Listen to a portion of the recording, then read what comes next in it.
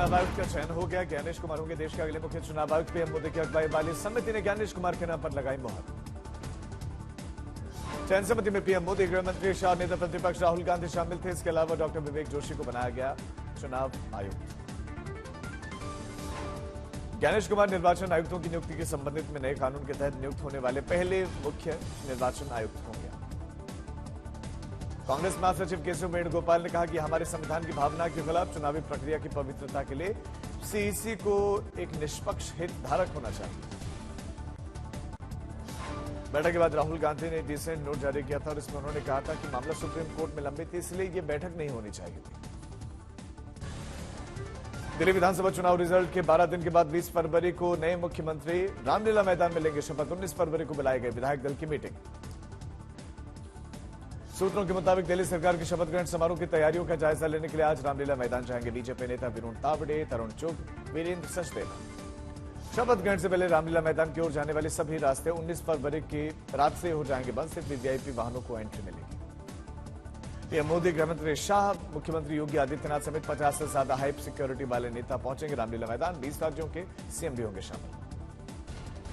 लगभग 30,000 अतिथियों को दिया जा रहा शपथ ग्रहण समारोह का न्योता। एक्टर अक्षय कुमार, विवेक ओबरॉय, हेमा मालिनी, कैलाश के समेत 50 से ज्यादा फिल्मी सितारे रहेंगे मौजूद। आप नेता आतिशी सीएम फेस को लेकर बीजेपी पर बोला हमला का 10 दिन बाद भी तय नहीं हो पाया कौन बनेगा सीएम। ये साबित करती है कि बीजेपी के पास कोई सीएम फेस ही नहीं है। दिल्ली में नई सीएम फेस को लेकर आप नेता गोपाल राय का कटाक्ष। कहा कि 10 दिन के भीतर भी मुख्यमंत्री तय नहीं कर पाई बीजेपी। अलग अलग पावर गुट के चलते नहीं हो पा रहा नाम तय।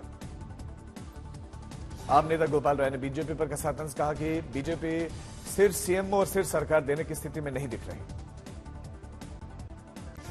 आपके आरोप पर बीजेपी सांसद मनोज तिवारी ने पलटवार किया। कहा कि जल्दी मिलेगा सीएम। हम दिल्ली की ज्यादातर समस्याओं को 5 साल में दूर कर देंगे। आतिशी के बयान पर दिल्ली बीजेपी के अध्यक्ष वीरेंद्र सचदेवा का पलटवार। कहा कि कुर्सी पर रहकर भी नहीं रही मुख्यमंत्री, तैयार रहिए, देना होगा सारे ही चोरी का आपको हिसाब।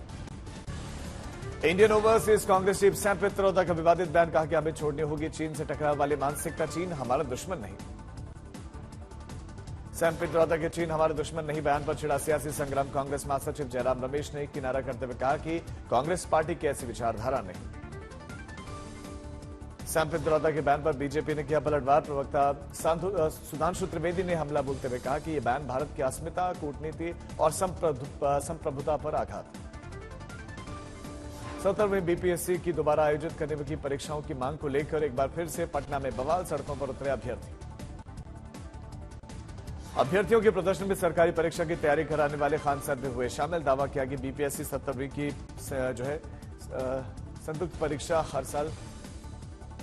हर हाल में ये रद्द होकर रहेगी। भोपाल गैस त्रासदी की कचरे को एमपी के पीथमपुरा में नष्ट करने के आदेश के खिलाफ सुप्रीम कोर्ट ने नोटिस किया जारी। 24 फरवरी को अगली सुनवाई। 1984 सिख विरोधी दंगा मामले में सुप्रीम कोर्ट ने सरकार से कहा कि वो दंगों से जुड़े हुए 6 मामलों में सुप्रीम कोर्ट में अपील दायर करे। नई दिल्ली रेलवे स्टेशन को लेकर सुप्रीम कोर्ट के वकील विशाल तिवारी ने दायर की याचिका। क्राउड मैनेजमेंट और भगदड़ रोकने के लिए एक्सपर्ट कमेटी बनाकर गाइडलाइंस तैयार करने की मांग।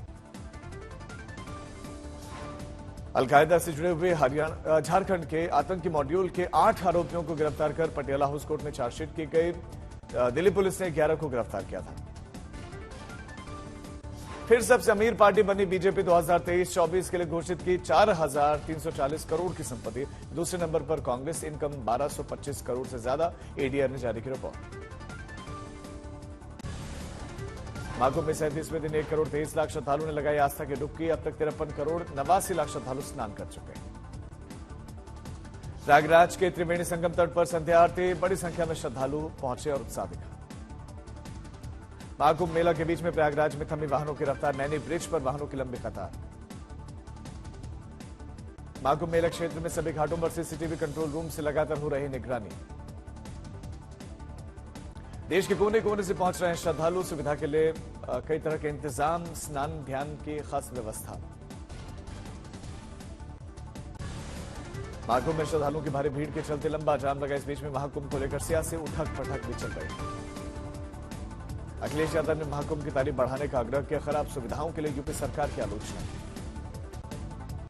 महाकुंभ के दौरान नदी में प्रदूषण बढ़ गया है। एनजीटी ने कहा कि नहाने योग्य नहीं है पानी। संगम का पानी यहां पर फेकल कैलिफॉर्म उच्चतम स्तर पर पहुंचा। केंद्रीय प्रदूषण नियंत्रण बोर्ड यानी कि सीपीसीबी की एक रिपोर्ट का हवाला देते हुए नेशनल ग्रीन ट्रिब्यूनल ने कहा कि संगम का पानी आचमन योग्य नहीं, नहाने योग्य तो बिल्कुल नहीं है। कुंभ में एक अनोखा रिकॉर्ड बना। कुंभ में 18 महिलाओं ने बच्चों को जन्म दिया। नई दिल्ली रेलवे स्टेशन पर भगदड़ के बाद से अलर्ट मोड पर है मुजफ्फरपुर रेलवे प्रशासन। उठाए जा रहे हैं तमाम जरूरी कदम। दिल्ली स्टेशन में भगदड़ के बाद से समस्तीपुर रेल मंडल में अलर्ट है। मे आई हेल्प यू काउंटर के जरिए होगी मदद। कटनी में प्रयागराज जाने वाली ट्रेनों का रूट बदलने से बची अफरा तफरी। यात्रियों ने किया हंगामा। एमपी के दमोह में रेलवे स्टेशन पर हजारों श्रद्धालु पहुंचे। प्रयागराज जाने वालों की यह भीड़ हद तक मुख्य हुई। अयोध्या कैंट में हर रोज बढ़ रही यात्रियों की संख्या। पुलिस बल तैनात। सुप्रीम कोर्ट रणबीर इलाहाबादिया की याचिका पर सुनवाई करने वाला। महाराष्ट्र साइबर सेल ने रणबीर इलाहाबादिया को 24 फरवरी को पूछताछ में शामिल होने के लिए कहा है। नई दिल्ली स्टेशन पर घटना के बाद से सरकार का बड़ा फैसला। अब स्टेशन पर आरपीएफ, सीआरपीएफ के अलावा भीड़ को कंट्रोल करने के लिए आरएएफ भी तैनात होगी। नई दिल्ली रेलवे स्टेशन की घटना के एक दिन के बाद बड़े बदलाव। 26 फरवरी तक के लिए प्लेटफॉर्म टिकट मिलना बंद।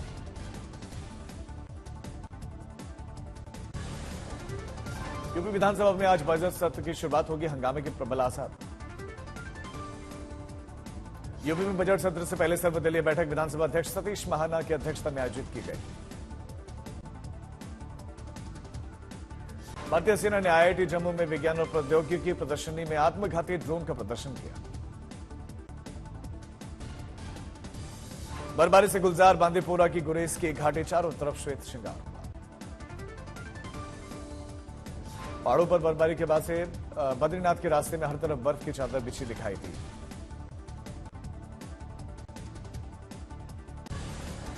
उज्जैन में महाकालेश्वर मंदिर में शुरू हुई शिव नवरात्रि। भगवान महाकाल को दूल्हे की पोशाक में श्रृंगार किया गया। महाकुंभ के बाद से बड़ी संख्या में अयोध्या पहुंच रहे हैं श्रद्धालु। 25 से 30 लाख रुपए का दान हो रहा है रोजाना। चंबल घड़ियाल वाइल्ड लाइफ सेंचुरी पहुंचे एमपी के सीएम मोहन यादव। छोड़ा घड़ियाल वन्य जीव पर्यटन अभियान की शुरुआत। साथ ही अभ्यारण्य की व्यवस्थाओं का अवलोकन किया। बक्सर के 7 लोग नाव के सहारे 84 घंटे में 550 किलोमीटर की यात्रा तय करके महाकुंभ पहुंचे। उनका एक कारनामा सोशल मीडिया पर चर्चा का विषय बना। बेतिया में बेखौफ बदमाशों ने दिन दहाड़े बिजली विभाग के कर्मचारियों की बेरहमी से हत्या कर दी। परिवार का दावा जमीनी विवाद के चलते हत्या की साजिश। पीलीभीत पुलिस की बड़ी कार्रवाई। फर्जी मार्कशीट बनाकर छात्रों को विदेश भेजने के नाम पर ठगी करने वाले गिरोह के 7 संचालक गिरफ्तार। यूपी के बांदा में सिर्फ प्रेमी ने अपनी ही शादीशुदा प्रेमिका को चाकू से गोदकर मौत के घाट उतारा। आजमगढ़ में कुंभ से स्नान करके लौट रहे श्रद्धालुओं की कार हादसे का शिकार हो गए। 3 विदेशी की मौत, 5 घायल। अलवर पुलिस ने 2 शातिर बदमाशों को गिरफ्तार किया। बीते दिनों खुलेआम फायरिंग की थी। 30 से ज्यादा इन पर मामले दर्ज हैं। हापुड़ की नौचंदी एक्सप्रेस ट्रेन पर देर रात असामाजिक तत्वों ने फेंके पत्थर, कांच टूटा। एमपी के सीधी में कुंभ स्नान करने जा रहे श्रद्धालुओं से भरी हुई कार अनियंत्रित हुई। 4 लोगों की मौत, 3 घायल। टोंक में पुलिस ने छात्रा की सुसाइड का खुलासा किया। प्रेम प्रसंग के चलते छात्रा ने आत्महत्या की थी। जैसे कि मैं सो रहा हूं तो पिताजी को जगाना है मुझे, तो वो डायरेक्ट उठाने के बजाय, और हिंसा की परंपरा मेरे यहाँ नहीं थी सौभाग्य से, तो वो क्या करते थे कि उस कमरे में आ जाएंगे या बाहर से गुजरेंगे और चौपाई बोलेंगे, प्रात काल उठ के रघुनाथा मात पिता गुरु नावई माता। कभी कभी मैं गुस्से में उठ करके अरे पापा चरण स्पर्श किया और सो गया। मैंने कहा अब मत उठाना।